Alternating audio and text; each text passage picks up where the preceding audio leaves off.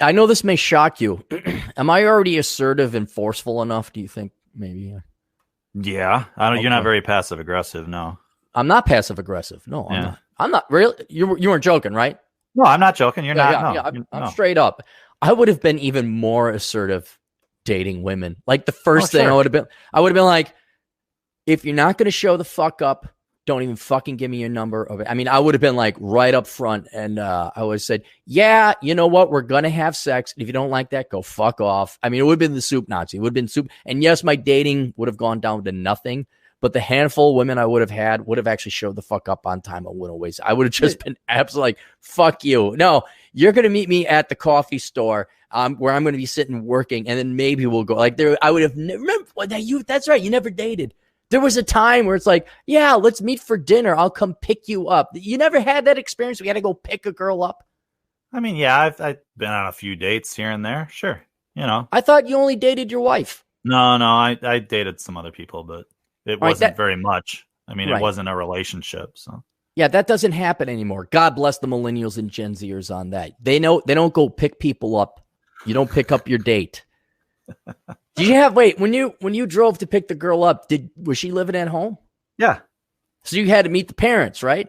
Yep. Oh yeah, yeah. Well, were you a kid or were you an adult? Yeah, I mean, early college, late high school. You were an adult. Yeah. You were an adult. Yeah. No, I remember that. The last time, I think I was 30 or 31. I picked up. You remember Crystal? Not the person, not Crystal, the woman, the town of Crystal. Yes. Yeah. I was dating this gal. She lived in Crystal, which to other people listening, Crystal is it's a neighborhood. It's a living community. It's a bedroom community. Yeah. Yeah, a bedroom community. And it's not a suburb-ish. It's one of the first suburbs of the Twin Cities. I think it does border Minneapolis proper, right on Highway 100. Atham looked that up. And so it was just weird. A 25-year-old, a 26-year-old would live there. And I'm on my way to pick her up. I'm like, well, this is kind of weird. Usually they're downtown or they're in the suburbs or something like that. This doesn't make any sense. So and then I knocked on the door, and guess who answers? Her mom or something. Old man. I'm like, oh, and it was night. It was nighttime. It wasn't too early, but it wasn't. It was getting later. I think it was like 8:30 or 9. And I'm like, oh, I'm sorry, sir. I think I have the wrong house. He's like, oh no, are you Aaron? I'm like, and then in that second, I'm like, oh fuck, she lives with her parents. And so here I am, a 31-year-old guy, thinking it's 1989 all over again, where I'm sitting in the room looking at their parents. So what do you do? I'm a banker and ballroom dance instructor. Well, Amy, or whatever her name was, she'll be ready in a second. Do you want any like coffee or a tea or soda pop? And I'm like, Jesus fucking Christ. Which was a sign, DT. It was a sign of things to come for the other generation, where everyone would be living at home into their 30s. That's very traditional, though. It's very, I mean, back in the day, people dated a lot younger. They courted a lot younger. They got married a lot younger. And so you had to meet the parents, right? I mean, that's I suppose you look at all the old movies, and it's always the parents there. And that was the guy. And, that was 40 years from before then. I'm just saying it's traditional. All these trad cons, right? All these people No. That's not traditional. That's our daughter majored in the wrong fucking shit and still has to live at home. That's what that was. Now, thankfully, parents are still married. Got to applaud it to that. Nuclear family. Father was there. Nice parents. Nothing wrong with it. But of course, and then she blew me off. I that was a mistake. I took her to Rossi's Blue Room. You ever go there when you were in the Twin Cities? All right, this is like you're asking me here. I don't know. I forgot. You don't leave your 5-mile perimeter of that. Well, anyway, I took her to this very expensive place that I forgot was a very expensive place. The only reason I knew of this place was because it was a really good jazz club. I'm like, I'll take her. We'll just get food there. And all of a sudden the bill was like $110. I'm like, ooh, fuck. Back then? Yeah. And she was then giving me like the cold treatment, like just pulling teeth. And I'm like, fuck, and I didn't want to go out with her again, and she never called me again, so it was agreed. But it's like, God, I could have just taken her to McDonald's. My point is, there's no longer that investment of time or money. You don't pick a girl up. You don't go to their house. You don't meet their dad. It is, and I applaud all you Gen Z boys, you millennials. This is one of the few bright spots, in addition to microbrews, one of the few bright spots of the younger generations. These boys figured it out. If for any other reason they don't have the money, we will meet for coffee. Meet someplace. Huh? We will meet someplace where I can do my own shit. And if you decide to flake, that's cool. I can still pound away on my internet, write something or do my work or whatever, and have myself a coffee, still have a good time. You boys are so smart. They become flake proof. The young men of today have flake proof themselves. You know what a great advancement and achievement that is? Yeah, it saves you a lot of frustration for sure. Oh, yeah. Yeah. But they should devote that saved energy towards something good. I think your book says that they're not. No, they're not. But look, at least they didn't waste their time. Right. I mean, dude, do you know what a pain in the ass that was and an opportunity cost where you had to drive to pick someone? Okay, Atham, look this up. DT, how far is Coon Rapids from Minneapolis? It's enough. It's far enough, especially nowadays. Yeah, it's distant. So a gal, here I am. Okay. Highway 10 is terrible as well. God. So I didn't do that. I did 252 up the river because that's where this girl, she lived almost to Champlin. But anyway, for people who don't know, back in the day, we're talking way the fuck up north, where it was ending up becoming farmland. There's a town called Coon Rapids area.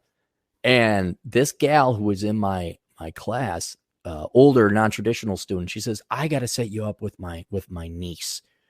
And dumb 21-year-old cat be like, okay. No.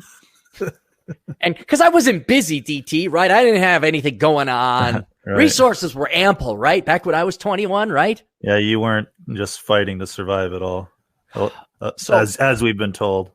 So this gal lives at home at 20. Lives all the fucking way in Coon Rapids. I take a Friday off. It was summer. I remember I go to school during summer, so I didn't have to, because I hated school.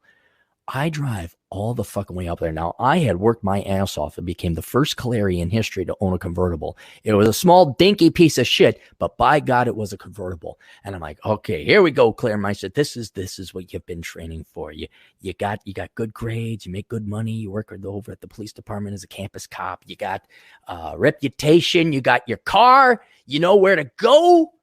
So I drive all the way up to Coon Rapids. I drove all the way back down to the Twin Cities because I'm going to take her to First Avenue, but then I want to show her with the top down the skyscrapers.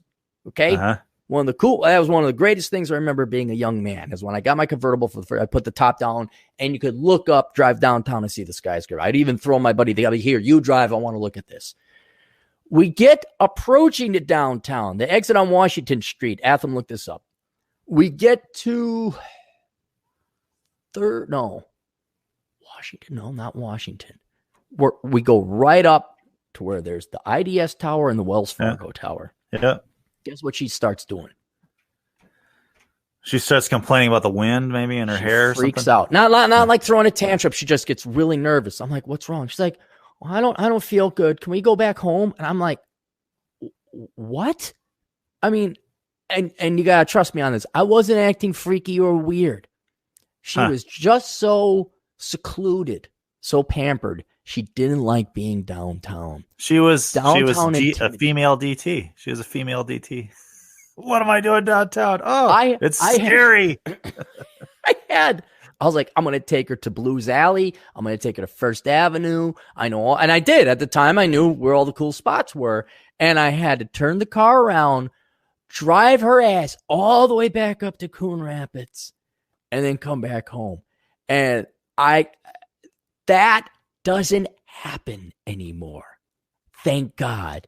You boys go to the coffee store, you sit there, you listen to her drone on about her feminism and her worthless degree or whatever the fuck it is, or a career, whatever. And you're like, okay, thank you very much. Yeah, maybe we'll go get a drink now and bye.